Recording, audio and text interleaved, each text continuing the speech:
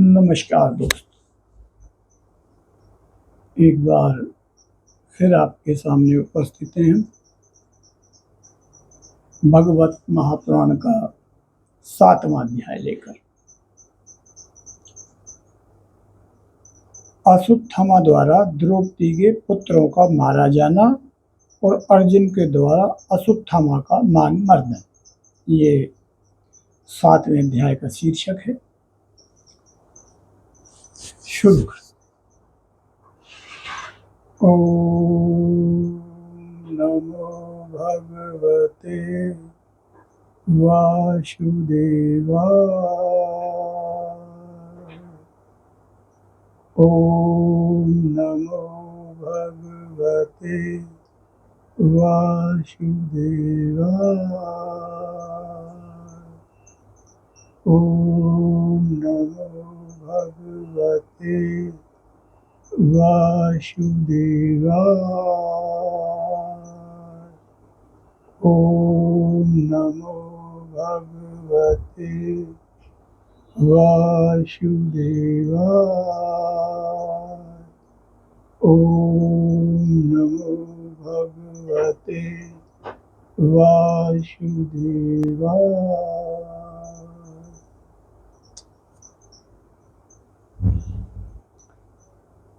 श्री सौनक जी ने पूछा, सूत जी, सर्वज्ञ एवं सर्वशक्तिमान व्यास भगवान ने नारद जी का अभिप्राय सुन लिया, फिर उनके चले जाने पर उन्होंने क्या किया? श्री सूत जी ने कहा, ब्रह्मानंदी सरस्वती के पश्चिम तट पर साम्यपरास नामक एक आश्रम है। वहाँ ऋषियों के यज्ञ चलते ही रहते हैं। वहीं व्यास जी का अपना आश्रम है। उसके चारों ओर बेर का सुंदर वन है। उस आश्रम में बैठकर उन्होंने आचमन किया और स्वयं अपने मन को सम्माहित किया। उन्होंने भक्ति योग के द्वारा अपने मन को पूर्णतया एकाग्र और निर्मल करके आदि पुरुष परमात्मा और उनके आश्रय से रहने वाली माया को देखा। इस माया से मोहित होकर यह जीवन तीनों गुणों से अतीत होने पर भी अपने को त्रिगुणात्मक मान लेता है और इस मान्यता के कारण होने वाले अनर्थों को भोगता है।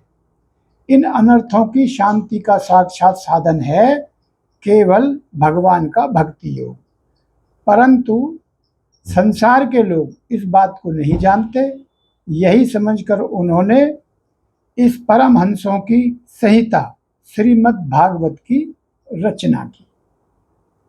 इसके श्रवण मात्र से पुरुषोत्तम भगवान श्री कृष्ण के प्रति परम प्रेम में भक्ति हो जाती है, जिससे जीव के शोक, मोह और भय नष्ट हो जाते हैं। उन्होंने इस भागवत संहिता का निर्माण और पुनरावृत्ति करके इसे अपने निर्वित्त प्राण पुत्र श्री सुखदेव जी को पढ़ाया। श्री सौनक जी ने पूछा, श्री सुखदेव जी तो अत्यंत निर्वृत्त प्राण हैं, उन्हें किसी भी वस्तु की अपेक्षा नहीं है, वे सदा आत्मा में ही रमण करते हैं। फिर उन्होंने किस लिए इस विशाल ग्रंथ का अध्ययन किया? श्री सूत जी ने कहा, जो लोग ज्ञानी हैं, जिनकी अविद्या की गांठ खुल गई है और जो सदा आत्मा में ही रमण करने वाले हैं, वे भी भगवान की हेतु रहित भक्ति किया करते हैं, क्योंकि भगवान के गुण ही ऐसे मधुर हैं जो सबको अपनी ओर खींच लेते हैं। फिर श्री सुखदेव जी तो भगवान के भक्तों के अत्यंत प्रिय और स्वयं भगवान वेद व्यास के पुत्र हैं। सुखदेव जी वेद व्यास के पुत्र हैं। भगवान के गुणों ने उनके हृदय को अपनी ओर खींच लिया और उन्होंने उससे विवश होकर ही इस विशाल ग्रंथ का अध्ययन किया।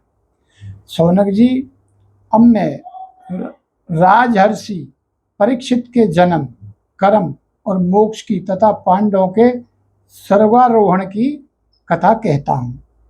क्योंकि इन्हीं से भगवान श्री कृष्ण की अनेकों कथाओं का उदय होता है। जिस समय महाभारत युद्ध में कौरव और पांडव दोनों पक्षों के बहुत से वीर गति को प्राप्त हो चुके थे और भीमसेन की गदा के प्रहार से दुर्योधन की जंगा टूट चुकी थी, तब अश्वत्थामा ने अपने स्वामी दुर्योधन का प्रिय कार्य समझकर द्रौपदी के सोते हुए पुत्रों के सिर काटकर उसे भेंट किए। यह घटना दुर्योधन को भी अप्रिय लगी, क्योंकि ऐसे नीच कर्म की सभी निंदा करते हैं। बालकों की माता द्रौपदी अपने पुत्रों का निधन सुनकर अत्यंत दुखी हो गई। उसकी आंखों से आंसू छलछला आए, वह रोने लगी। अर्जुन ने उसे सांत्वना देते हुए कहा, कल्याणी, मैं तुम्हारे आंसू तब पहुंचूंगा जब उस आताताई ब्राह्मण धम का सर गांडीव धनुष के बाणों से काटकर तुम्हें भेंट कर दूंगा और पुत्रों की अंतोष्टि क्रिया के बाद तुम उस पर पैर रखकर स्नान करोगी। अर्जुन ने इस मीठी और विचित्र बातों से द्रौपदी को सांत्वना दी और अपने मित्र भगवान श्री कृष्ण की सलाह से उन्हें सारथी बनाकर कवच धारण कर और अपनी भयानक गांडीव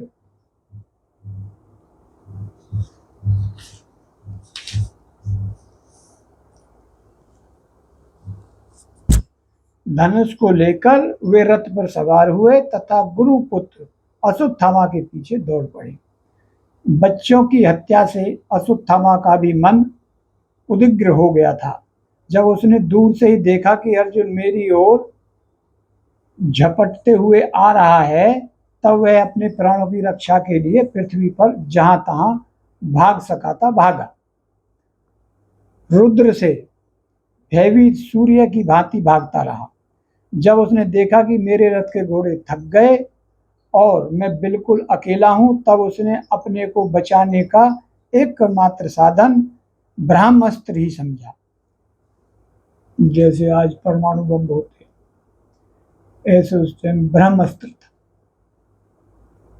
यद्यपि उसे ब्रह्मास्त्र को लौटाने की विधि मालूम नहीं थी, फिर भी प्राण संकट में देखकर उसने आचमन किया और ध्यानस्थ होकर ब्रह्मास्त्र का संधान किया।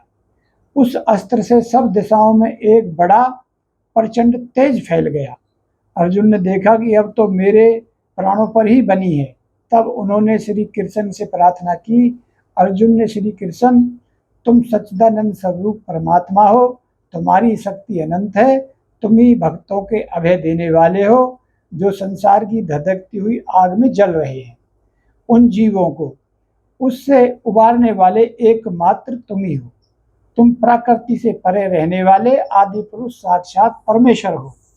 अपनी चित्त शक्ति से बहिरंग एवं त्रिगुणमयी माया को दूर भगाकर अपने अद्वितीय स्वरूप में स्थित हो।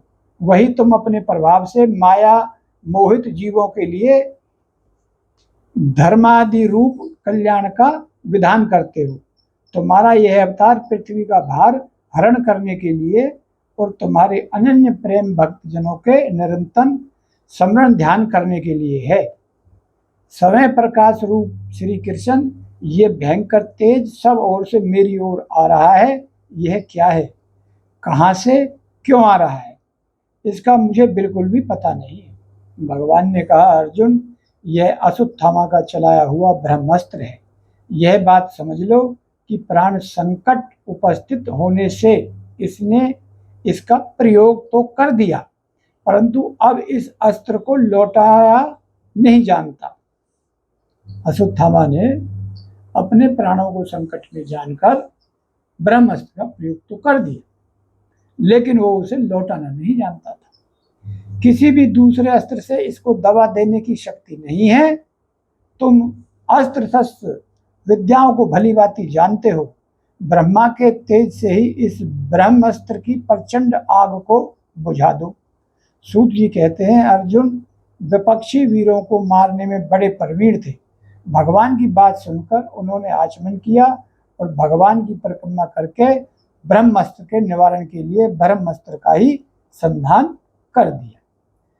वाणों से वशिष्ठ उन दोनों ब्रह्मास्त्रों के तेज प्रलयकालीन सूर्य एवं अग्नि के समान आपस में टकराकर सारे आकाश और दिशाओं में फैल गए और बढ़ने लगे। तीनों लोकों को जलाने वाली उन दोनों अस्त्रों की बड़ी हुई लपटों से प्रजा जलने लगी और उसे देखकर सबने यही समझा कि यह प्रलय काल की स्वांतर्क अग्नि है।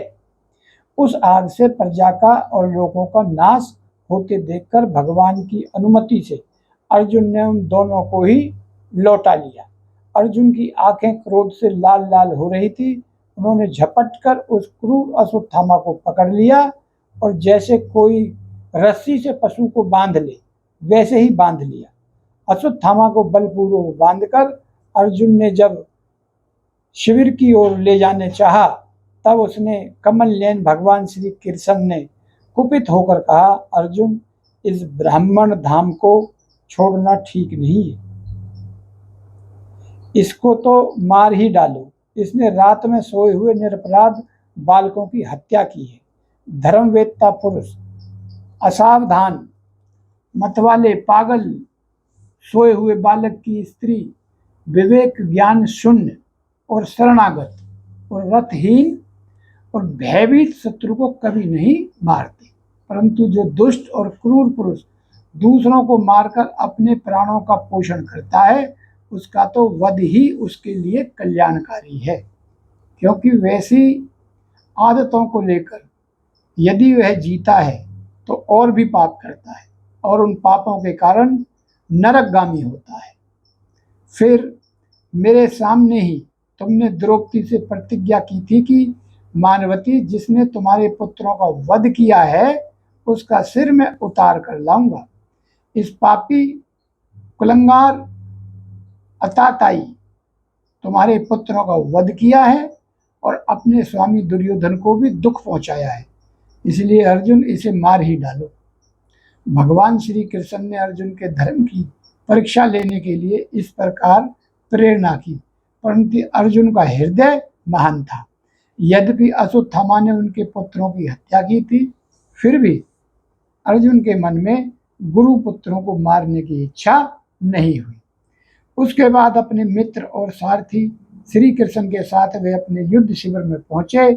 वहां अपने मृत पुत्रों के लिए शोक करते हुए द्रौपदी को उसे सौंप दिया। द्रौपदी ने देखा कि अश्वत्थामा पशु की तरह बांधकर लाया गया है। निंदित कर्म करने के कारण उसका मुख नीचे की ओर झुका हुआ है। अपना अनिष्ट करने वाले गुरुपुत्र अश्वत्थामा को इस प्रकार अपमानित देखकर द्रौपदी का कोमल हृदय कृपा से भर आया और उसने अश्वत्थामा को नमस्कार किया। गुरुपुत्र का इस प्रकार बांधकर लाया जाना सती द्रौपदी को सहन नहीं हुआ। उसने कहा, छोड़ दो इन्हें, छोड़ दो, ये ब्राह्मण हैं, हम लोगों के अत्यंत पूजनीय हैं, जिनकी कृपा से आपने रहस्य के साथ सारे धनुर्वेद और प्रयोग तथा उपसहार के साथ संपूर्ण शास्त्रों का ज्ञान प्राप्त किया है। वे आपके आचार्य द्रोण ही पुत्र के रूप में आपके सामने खड़े हैं। इनकी अर्धांगिनी कृपी अपने वीर पुत्रों की ममता से ही अपने पति का अनुगमन नहीं कर सकी। वे अभी जीवित हैं। महाभाग्यवान आर्यपुत्र, आप तो बड़े धर्मज्ञ हैं। जिस गुरुवंश की नित्य पूजा और वंदना करनी चाहिए उसी को व्यथा पहुंचाना आपको योग्य कार्य नहीं है। जैसे अपने बच्चों के मर जाने से मैं दुखी होकर रो रही हूँ, मेरी आंखों से बार बार आंसू निकल रहे हैं, वैसे ही इनकी माता पतिव्रता गौतमी न रोए। जो उच्छृंखल राजा अपने कृत्यों से ब्राह्मण कुल को कुपित कर देते हैं, वह कुपित ब्राह्मण कुल उन राजाओं को सपरिवार शोक अग्नि में डालकर शीघ्र ही भस्म कर देता है। सूत जी ने कहा, शौनक आदि ऋषियों, द्रौपदी की बात धर्म और न्याय के अनुकूल थी। उसमें कपट नहीं था, करुणा और समता थी। अतएव राजा युधिष्ठिर ने रानी के इन हित भरे श्रेष्ठ वचनों का अभिनंदन किया। साथ ही नकुल, सहदेव, सात्विक, अर्जुन समय भगवान श्री कृष्ण और वहां पर उपस्थित सभी नर नारियों ने द्रौपदी की बात का समर्थन किया। उस समय क्रोधित होकर भीमसेन ने कहा, जिसने सोते हुए बच्चों को न अपने लिए और न अपने स्वामी के लिए बल्कि व्यर्थ ही मार डाला, उसका तो वध ही उत्तम है। भगवान श्री कृष्ण ने द्रौपदी और भीमसेन की बात सुनकर और अर्जुन की ओर देखकर कुछ हंसते हुए से कहा। भगवान श्री कृष्ण बोले, पतित ब्राह्मण का भी वध नहीं करना चाहिए और आताताई को मार ही डालना चाहिए। शास्त्रों में मैंने ही ये दोनों बातें कही हैं, इसलिए मेरी दोनों आज्ञाओं का पालन करो। तुमने द्रौपदी को सांत्वना देते समय जो प्रतिज्ञा की थी उसे भी सत्य करो, साथ ही भीमसेन, द्रौपदी और मुझे जो प्रिय हो वह भी करो। सूत जी कहते हैं, अर्जुन भगवान के हृदय की बात तुरंत ताड़ गए और उन्होंने अपनी तलवार से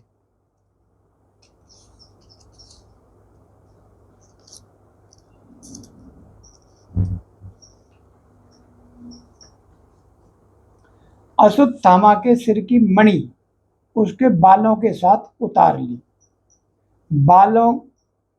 बालकों की हत्या करने से वह श्रीहीन तो पहले ही हो गया था, अब मणि और ब्रह्म तेज से भी रहित हो गया।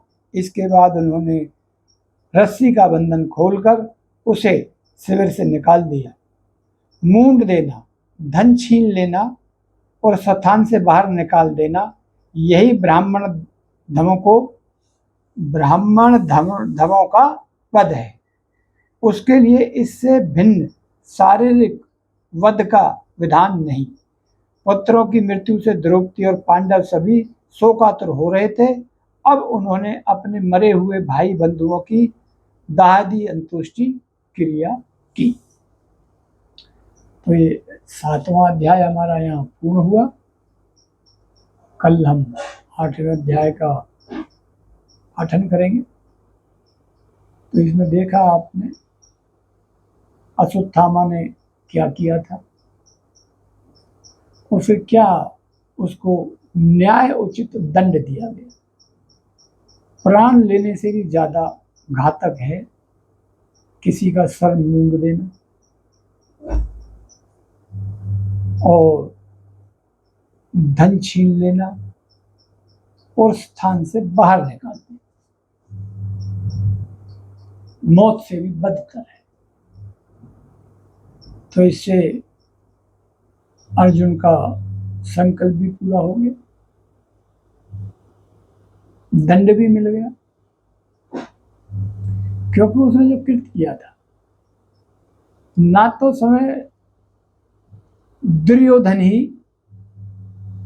वो चाहता था, लेकिन वो तो जो है अपने उस जोश में मित्र के लिए, मरते हुए मित्र को कुछ जो है ना सांत्वना दे सकूं, उसके सामने मैं कुछ ऐसा कर सकूं, इस बुद्धि से उन बच्चों के सिर काट के लिए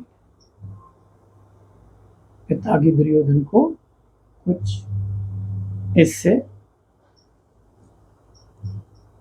उसका दर्द कम हो। लेकिन दुर्योधन का भी दर्द बढ़ गया। बोले यार ये तो तुमने जो ना और भी बुरा कर दिया। तो उसका दंड अश्वत्थामा को ये उठाना पड़ा। उसकी मणि निकाल दी गई। ऐसा बताते हैं कि अश्वत्थामा अमर है और बगैर मणि के वो आज भी पृथ्वी पे कहीं विचरण करता है।